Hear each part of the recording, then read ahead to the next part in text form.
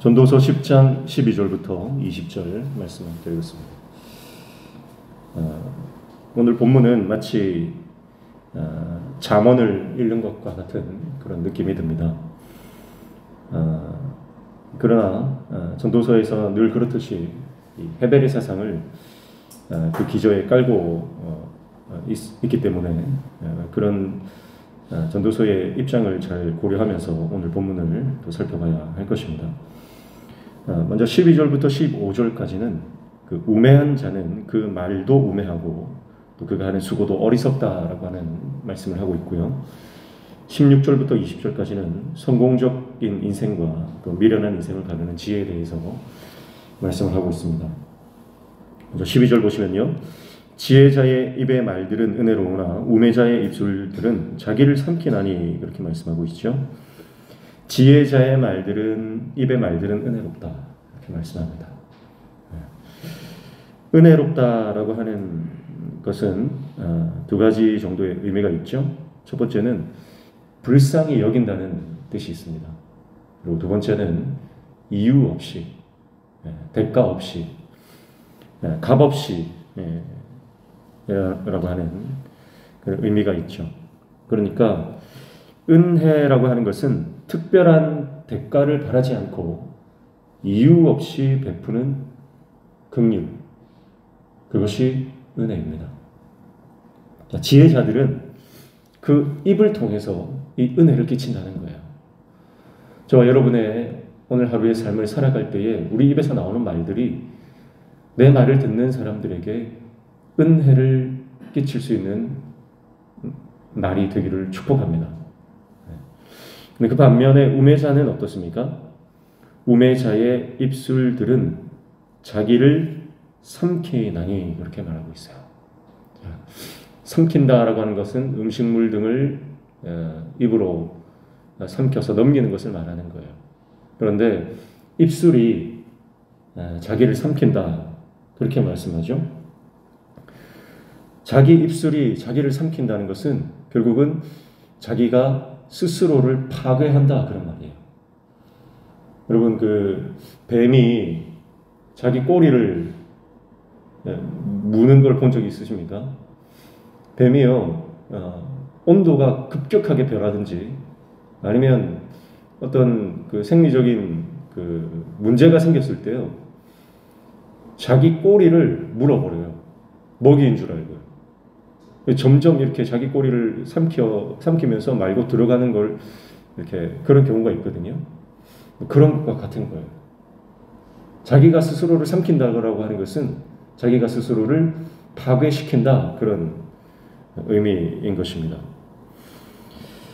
그러니까 우매자의 말이 그렇다는 거예요.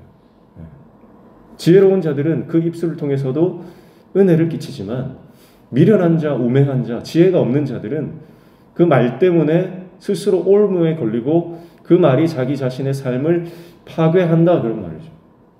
근데 더 심각한 거, 더 문제는 뭐예요? 13절입니다. 그의 입의 말들의 시작은 우매요. 그의 입의 결말들은 심히 미친 것이니라 이렇게 말하죠. 더 큰 문제는 뭐냐면 스스로 그렇게 자기 자신을 파괴하는 말을 하는데 자기가 모른다는 거예요. 그래서 그 말이 처음부터 끝까지 지속되는데 갈수록 심해진다는 거죠. 여러분 우리가 무슨 말을 하는지 내가 하는 말들이 얼마나 이것이 내 삶에 큰 영향을 미칠 수 있는지를 알아야 합니다. 그것을 인식하지 못하면요 우리가 하는 그 말들이 갈수록 더 미련해지고 시간이 지날수록 더 우매해지는 거예요. 그리고 이것이 깨달아지질 않기 때문에 삶의 처음부터 끝까지 이런 어리석고 미련한 말들로 삶이 관철될 수밖에 없다라고 하는 것이죠. 말의 권세는 굉장한 겁니다. 그래서 이 말 때문에 다른 사람에게 은혜를 끼칠 수도 있고요. 다른 사람을 살리기도 하고 반대로 죽이기도 한다는 거죠. 다른 사람을 죽일 뿐만 아니라 그 말은 결국 자기의 삶을 파괴하고 자기 자신을 죽여버리는 굉장한 말의 영향력, 말의 권세가 있다라고 하는 것이죠. 그래서 오늘 저와 여러분의 입술의 말들이 은혜로운 말들이 되시길 축복하고요. 자기 자신을 파괴하는 굉장히 미련한 말이 되지 않기를 바랍니다. 그래서 14절 보시면요. 앞으로의 일들을 잘 알지도 못하면서 말을 많이 한다는 이 우매자의 특징이 있습니다. 14절 우매한 자는 말을 많이 하거니와 사람은 장래 일을 알지 못하나니 나중에 일어날 일을 누가 그에게 알리리요. 그렇게 말하죠. 자, 말을 많이 할수록 틀린 말을 할 확률이 높아지죠. 말을 많이 할수록 말 실수를 할 확률이 가능성이 많아집니다. 그러나 미련한 자는 그것을 모르기 때문에 끊임없이 말을 쏟아낸다는 거죠. 그러나 지혜로운 사람, 겸손한 자는 내가 하는 말들이 틀릴 수 있다는 것을 알기 때문에 함부로 말을 내뱉지 않습니다. 신중하게, 겸손하게 그렇게 말을 하는 것이죠. 그러나 이 지혜가 없는 사람은요, 말을 아무렇게나 함부로 섣불리 하는 경향들이 있습니다.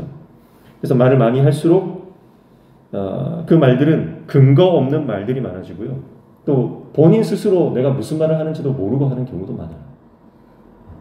그래서 오늘 우리가 하는 말들이 의미 없는 말이 되지 않기를 축복하고요. 내가 하는 한마디가 정말 진수, 정말 엑기스와 같은, 정말 한마디 한마디 의미 있고 한마디 한마디가 사람을 살리는 그런 말이 되기를 축복합니다. 아무 의미 없는 말, 자기 자신도 무슨 말 하는지 모르면서 막 말을 쏟아내는 그런 것을 삼가라라고 하는 것입니다. 그러므로 하나님의 크심 앞에서 인간의 작음을 인정하는 사람, 내가 살아가는 것이 하나님의 은혜인 줄 아는 사람, 우리 인생에 펼쳐진 것이 헤벨임을 알고 그 하나님의 운행하심을 나는 알 수 없다, 함부로 예측하거나 결론 내리지 않는 것, 그것이 우리의 말을 결정한다라고 하는 것이죠.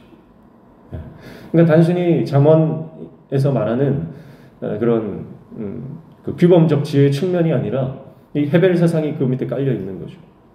우리가 말을 조심해야 하는 이유, 함부로 말을 내뱉어서는 안 되는 이유가 바로 우리 인생이 헤벨이기 때문이다라고 하는 것을 그 기저에 깔고 있다라고 하는 것입니다. 15절 말씀에 보면 우매한 자들의 수고는 자신을 피곤하게 할 뿐이라 그들은 성읍에 들어갈 줄도 알지 못함이니라, 그렇게 말씀하죠. 자, 우매자의 수고는 자신을 피곤하게 한다, 지치게 한다는 뜻이에요. 너무 지쳐서 집에 가는 길도 잊어버릴 만큼 그렇게 몸과 마음과 정신이 피폐해져 버렸다라고 하는 것입니다. 스스로를 갉아먹을 정도로 일만 하니까 그 일에 중독되어서 내가 진짜 돌아가야 할 곳이 어딘지 그것을 알지 못하는 인생, 하나님께서 우리에게 주신 인생이라고 하는 시간과 또 힘과 열정들을 자기 자신만을 위해서 다 낭비해버리는 그런 인생이다라고 하는 것입니다. 저와 여러분에게도 그런 모습이 있고요. 특별히 현대를 살아가는 많은 사람들이 이렇게 살아갑니다. 일 중독이 되어 있죠.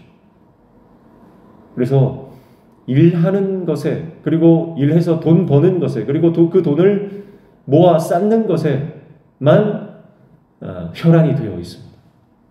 끊임없이 일을 하고 끊임없이 돈을 모아야 하는, 그래야 살 것 같은 그런 착각 속에서 살아가는 것이 오늘날 우리가 살아가는 사회의 모습이죠. 그러나 그들은 진짜 돌아가야 할 본향, 내가 죽어서 어디로 가는지는 알지 못한 채 그저 바쁘게 일만 하면서 살아가는 것입니다. 사랑하는 성도 여러분, 우리가 이 땅에 온 목적과, 그리고 내가 이 땅에 삶을 마감할 때 어디로 가는 존재인지를 늘 기억하는 저와 여러분 되시길 축복합니다. 그것을 망각하는 순간 우리는 우매한 자가 되는 거죠. 결국 지혜와 우매를 가르는 것은 결국 죽음 앞에서 사는 것이라 그랬죠.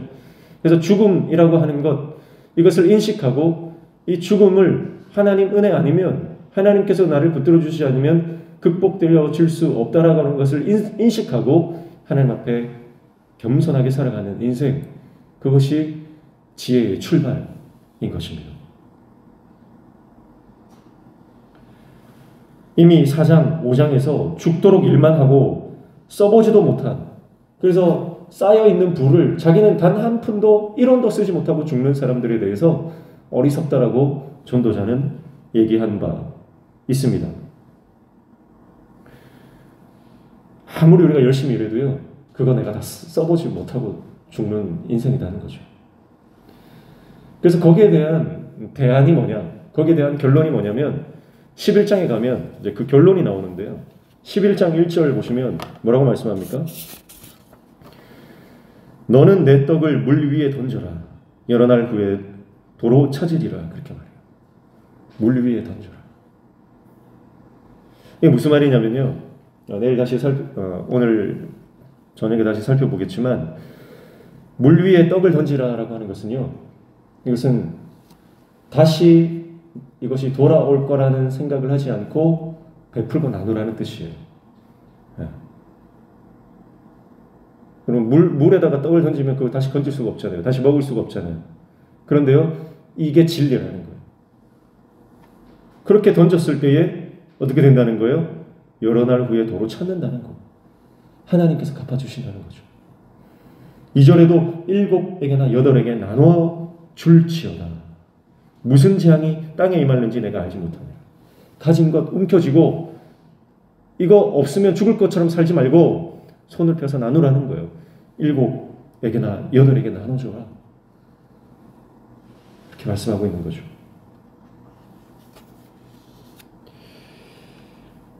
그러므로 우리 인생은요, 베푸는 인생이 되어야 됩니다. 말을 통해서도 베풀고 내가 가진 것을 손을 펴서 나누는 것, 그것이 불확실한 현실과 어떻게 내가 해석할지 이게 굉장히 힘든 이 헤벨의 인생에서 우리가 붙들어야 될 인생의 방향성, 태도라고 하는 것이죠. 그래서 16절부터 또 20절까지 말씀해 보면 그래서 이런 우리 인생의 때에 대한 이야기를 하고 있는 거예요. 먼저 16절 보시면 왕은 어리고 대신들은 아침부터 잔치하는 나라여 내게 화가 있도다 그래 말하죠. 왕이 어리다라고 하는 것은 왕이 될 때가 아니라 너무 일찍 됐다는 거죠.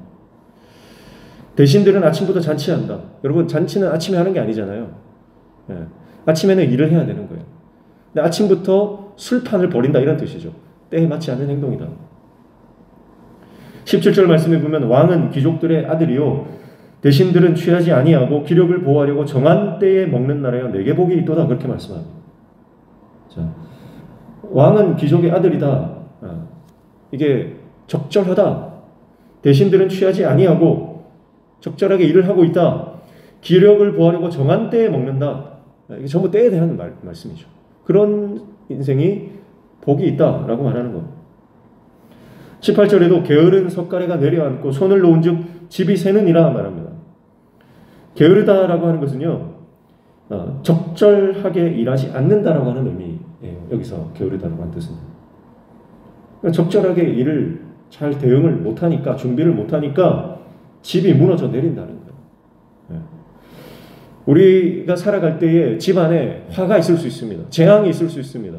어려움이 있을 수 있어요. 질병이 찾아온다든지 아니면 어떤 예기치 못했던 어려움이 집안에 닥칠 수가 있어요. 그런데 손을 놓아버렸다는 거예요. 손을 놓아버렸다. 적절하게 대비하지 못하고 적절하게 대처하지 못했다는 거예요. 그러니까 집이 세워버린다. 19절에 잔치는 희락을 위하여 베푸는 것이요 포도주는 생명을 기쁘게 하는 것이나 돈은 범사에 이용되느니라 그랬죠. 잔치를 벌이는 것은 기쁨을 위함이고요. 포도주는 생명을 기쁘게 하는 것이다. 그리고 돈은 범사를 위해서 준비되어지는 것이다. 그리고 쓰여지는 것이다. 모두 적절하게 준비되고 적절하게 사용되었을 때에 오는 그 긍정적 가치에 대해서 말씀을 하고 있어요. 20절 말씀에 심중에라도 왕을 저주하지 말며 침실에서라도 부자를 저주하지 말라. 공중의 새가 그 소리를 전하고 날짐승이 그 일을 전파할 것임이니라. 이렇게 말하죠. 마음속으로라도 왕을 저주하지 말라는 거예요. 그리고 자기가 혼자 있는 침실, 가장 은밀한 공간이고 다른 사람이 모를 것이라고 생각되어지는 공간을 말하죠. 거기에서라도 부자를 저주하지 마라. 적절하게 우리 인생을 어떻게 대처해 나가야 하는지에 대해서 말씀합니다. 결국 다 새 나간다는 거예요. 비밀이 없다는 거죠. 매 순간 조심하고 매 순간 신중하고 매 순간 섣부르게 판단하지 말라는 거죠. 적절한 대비, 적절한 행동을 말하는 것입니다. 그러니까 절대 이건 내가 이렇게 해도 아무도 모를 거야. 그렇게 섣부르게 판단하지 말라는 거죠. 내가 예상했던 대로 인생을 흘러가지 않는다라고 하는 말씀입니다. 그러니까 16절부터 20절까지는 모두 다 적절한 때에 맞는 적절한 대비와 대처에 대해서 말씀하고 있어요. 내가 아무리 능력이 있다 해도 준비되지 않은 인생, 조심하지 않는 인생, 신중하지 않은 인생은 어려움을 당할 수 있다라고 하는 것을 전도자가 말씀하고 있는 것이죠. 무슨 말입니까? 우리가 인생을 살아갈 때에 어려움이 찾아올 수 있는데 그 어려움을 미리 예비하지 않으면 이겨내기가 힘들다. 예비하는 인생이 되어라. 적절한 대처와 대비를 하는 인생이 되어라. 열처녀가 신랑을 기다릴 때에 기름을 준비한 다섯 신부는 결혼식 안으로 들어가는 것입니다. 그러나 적절하게 기름을 준비하지 못했던 신부들은 문 밖에서 우는 것이죠. 여러분, 그래서 우리가 이 땅에서 준비해야 하는 것, 그것은 기름 준비하는 인생이 되어야 된다고 하는 거예요. 사랑하는 성도 여러분, 성령으로 충만해야 할 줄로 믿습니다. 하나님의 말씀으로 우리가 충만해야 할 줄로 믿습니다. 우리 인생은 언제 어떻게 펼쳐질지 모르는 예측 불가능한 인생이다. 그것을 끊임없이 말하고 있죠. 그렇기 때문에 우리는 성령님을 의지하며 한순간 한순간 그분의 음성을 듣고 결정하며 반응하며 나아가야 하는 것입니다. 성령의 인도하심 외에 우리 인생을 성공적으로 살아갈 방법이 없죠. 그러므로 늘 말씀 앞에 머물며 우리 인생을 하나님의 말씀하시는 그 길로 나아가는 하나님의 종 되시길 축복합니다. 성령님이 인도하시죠. 그래서 우리는 사람의 말에 너무 민감하게 반응하면 이 사람은 이런 얘기하고 저 사람은 저런 얘기하고요. 무수한 말들이 우리 가운데 쏟아져 내려옵니다. 네. 말들이 많다 그랬죠. 근데 다 대부분은 그 쏟아져 오는 말들이 대부분은 우매한 자들의 말이에요. 우리가 들어야 되는 말은 은혜로운 말이에요. 그 말은 결국은 하나님의 말씀으로부터 오는 거죠. 그래서 우리가 사람의 말에 너무 민감하게 반응하지 말고 거기에 귀 기울이지 말고요. 하나님의 말씀에 귀를 기울일 수 있기를 축복합니다. 성령께서 지금 나에게 감동 주시고 성령께서 지금 나에게 내 세밀한 그 마음속으로 세밀하게 말씀하시는 그 음성에 우리가 민감하게 반응해서 하나님께서 기뻐하시는 삶을 그리고 기뻐하시는 그 길을 갈 수 있는 저와 여러분 되시기를 축복합니다. 주님이 함께 하시면 실패하지 않습니다. 주님이 함께 하시면 죽어도 복이요 살아도 복인 줄로 믿습니다. 나는 잘 알 수 없어요. 어떤 길이 하나님 원하시는 영광스러운 길인지 어떤 선택이 주님께서 기뻐하시는 그런 길인지 우리는 잘 알 수 없습니다. 그걸 인정하는 게 그게 신앙이에요. 하나님 나는 부족합니다. 나는 지혜가 없습니다. 성령님 도와주십시오. 그래서 성령의 도우심으로 성령의 인도하심을 받고 우리가 그 말씀 쫓아가는 것 그것이 신앙이죠. 내 결정과 내 생각과 내 판단을 의지하지 말고 성령의 음성에 민감하게 반응하여 오늘도 그 주님과 동행하며 주님이 말씀하시는 그것을 순종하며 순종의 자리로 나아갈 수 있는 하나님의 종들 다 되시기를 주님의 이름으로 축복합니다. 그때 우리는 우리가 예상하지 못했던 하나님의 놀라운 은혜와 우리가 생각지도 못했던 하나님의 그 섭리하심, 그 역사를 그 하늘의 영광을 경험하게 될 줄로 믿습니다. 함께 기도하겠습니다. 하나님 아버지, 우리의 말이 사람을 살리고 은혜를 끼치는 말이 되기를 소원합니다. 우리 인생에 어떠한 일들이 발생할지 예측할 수 없는 인생이므로 늘 주님을 의지하며 하나님께 묻고 결정하는 겸손하며 지혜로운 하나님의 종 되기를 소원합니다. 하나님 우리를 붙잡아 주시고 오늘 하루도 하나님 말씀하여 주실 때에 그 말씀 깨닫고 그 말씀대로 순종하며 나아갈 수 있는 하나님의 종 되게 도와 주시옵소서. 오늘도 간구하며 기도하는 모든 기도의 제목들 들어응답하여 주시며 우리 삶에 막혀진 모든 문들이 열려지는 형통의 은혜를 허락하여 주시옵소서. 예수님의 이름으로 기도하옵나이다. 아멘.